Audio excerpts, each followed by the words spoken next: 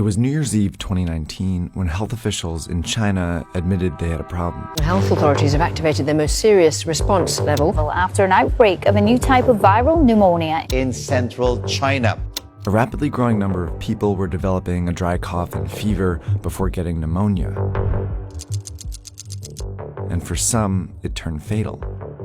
Doctors have named the disease COVID-19, or Coronavirus Disease 2019, indicating that a type of virus is causing the illness. When they tried to trace its origin, they found a likely source: this food market in Wuhan. Out of the first 41 patients, 27 had been here. It wasn't conclusive evidence, but Chinese officials quickly shut down the market. They had seen this happen before at a place just like this. Health officials are trying to get a grip on an alarming outbreak of SARS. The virus originated in mainland China. Has spread across the country. The disease had been festering for months in southern China. In 2002, a coronavirus had emerged at a very similar market in southern China. It eventually reached 29 countries and killed nearly 800 people. Now, 18 years later, this coronavirus is in at least 71 countries and has already killed over 3,100 people. So what do these markets have to do with the coronavirus outbreak, and why is it happening in China?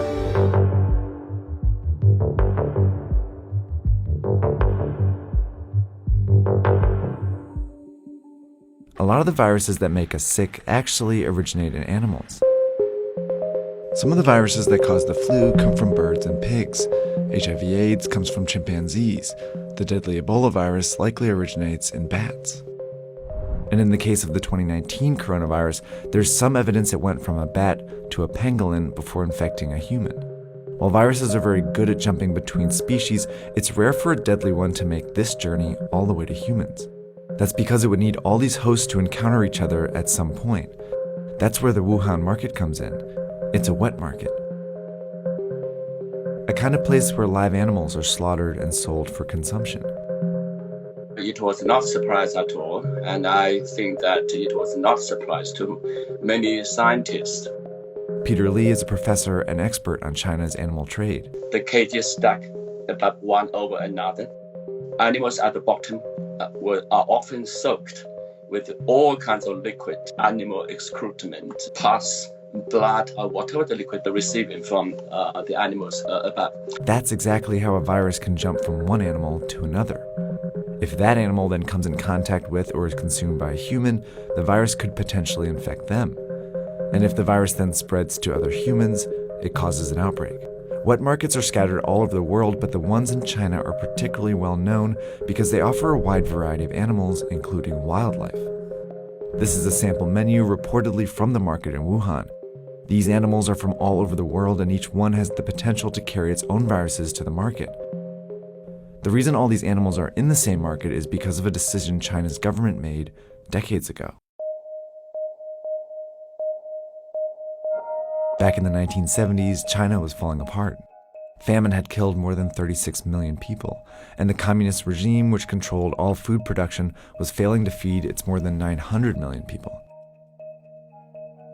In 1978, on the verge of collapse, the regime gave up this control and allowed private farming.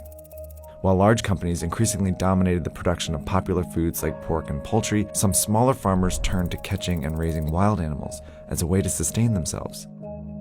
At the very beginning, it was mostly peasant household backyard operation of turtles, for example. That's how wildlife farming started to get off the ground. And since it started to feed and sustain people, the Chinese government backed it. So it was imperative for the government to encourage people to make a living through whatever productive activities they can find themselves in. You can lift yourself out of poverty.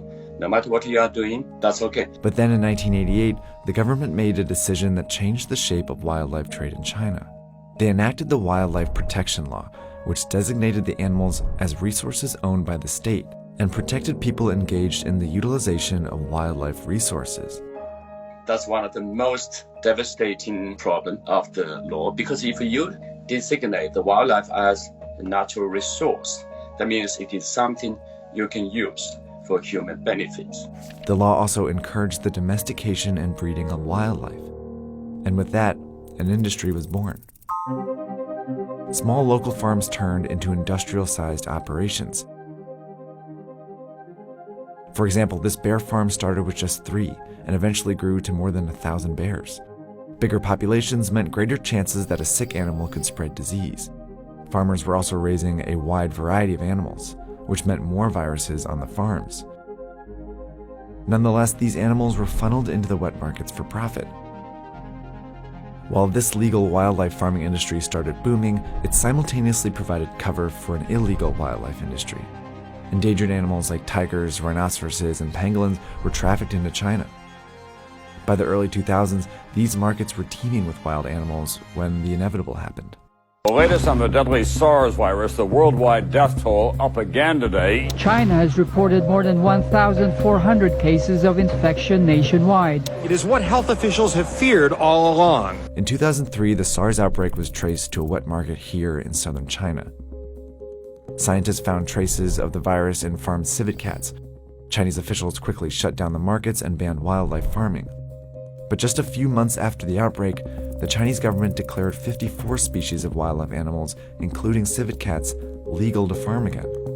By 2004, the wildlife farming industry was worth an estimated 100 billion yuan, and it exerted significant influence over the Chinese government. Wildlife farming industry was tiny in China's gigantic GDP, but the industry has enormous lobbying capability. It's because of this influence that the Chinese government has allowed these markets to grow over the years. In 2016, for example, the government sanctioned the farming of some endangered species like tigers and pangolins. By 2018, the wildlife industry had grown to 148 billion yuan and had developed clever marketing tactics to keep the markets around. The industry has been promoting these wildlife animals as tonic products, as bodybuilding, as sex enhancing, and of course as disease fighting. None of the claims can hold water. Yet these products became popular with an influential portion of China's population. The majority of the people in China do not eat wildlife animals. Those people who consume these wildlife animals are the rich and the powerful, a small minority. It's this minority that the Chinese government chose to favor over the safety of the rest of its population. These parochial commercial interests of small number of wildlife eaters are hijacking China's national interest. Soon after the coronavirus outbreak, the Chinese government shut down thousands of wet markets and temporarily banned wildlife trade again. Organizations around the world have been urging China to make the ban permanent. Chinese social media, in particular, has been flooded with petitions to ban it for good this time. In response, China is reportedly amending the wildlife protection law that encouraged wildlife farming decades ago. But unless these actions lead to a permanent ban on wildlife farming, outbreaks like this one are bound to happen again.